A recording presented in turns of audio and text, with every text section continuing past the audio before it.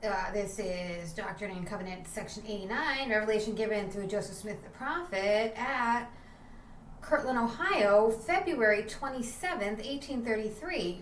As a consequence of the early brethren using tobacco in their meetings, the prophet was led to ponder upon the matter. Consequently, he inquired of the Lord concerning it. This revelation, known as the Word of Wisdom, was the result. The first 3 verses were originally written as an inspired introduction and description by the prophet. Use of wine, strong drinks, tobacco, and hot drinks proscribed. P-R-O, not P-R-E. Okay, anyway, herbs, fruits, flesh, grain, and grain are ordained for the use of man and of animals. Obedience to the gospel law, including the word of wisdom, brings temporal and spiritual blessings. The word of wisdom for the benefit of the council of high priests assembled in Kirtland and the church, and also the saints in Zion, to be sent greeting, not by commandment or constraint, but by revelation and word of wisdom, showing forth the order and will of God in the temporal salvation of all saints in the last days.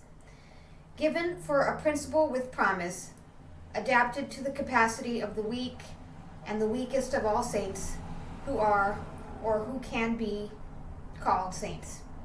Behold, verily, thus saith the Lord unto you, in consequences of evils and designs which do and will exist in the hearts of conspiring men in the last days, I have warned you and forewarned you by giving unto you this revelation, this word of wisdom by revelation, that inasmuch as any man drinketh wine or strong drink among you, behold, it's not good, neither meat in the sight of your Father, only in assembling yourselves together to offer up your sacraments before him.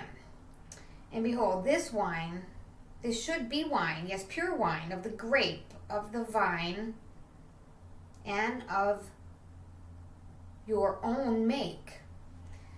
And again, strong drinks are not for the belly, but for the washing of your bodies. And again, tobacco is not for the body, neither for the belly. It's not good for man, but is an herb for bruises and all sick cattle, to be used with judgment and skill. And again, hot drinks are not for the body or belly. And again, verily I say unto you, all wholesome herbs God hath ordained for the constitution, nature, and use of man. Every herb in the season thereof, and every fruit in the season thereof, all these are to be used with prudence and thanksgiving. Yeah, flesh also, of beasts and of fowls of the air, I, the Lord, have ordained for the use of man with thanksgiving. Nevertheless, they are to be used sparingly.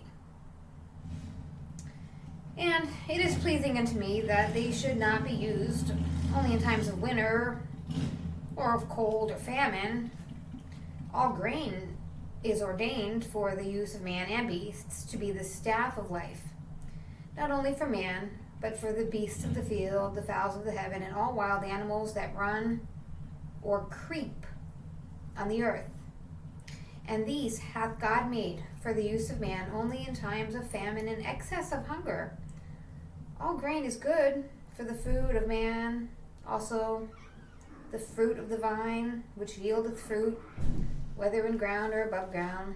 Nevertheless, wheat for man, and corn for the ox, and oats for the horse, and rye for the fowls, and swine, and for all beasts of the field, and barley for all useful animals, and for mild drinks, and also other grain. And all saints who remember to keep and do these things, walking in obedience to the commandments, shall receive health. in their navel, and marrow to their bones. They shall find wisdom and great treasures of knowledge, even hidden treasures, and shall run and not be weary, and shall walk and not faint.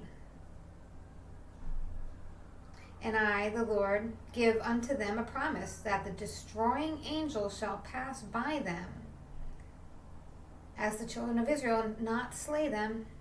Amen.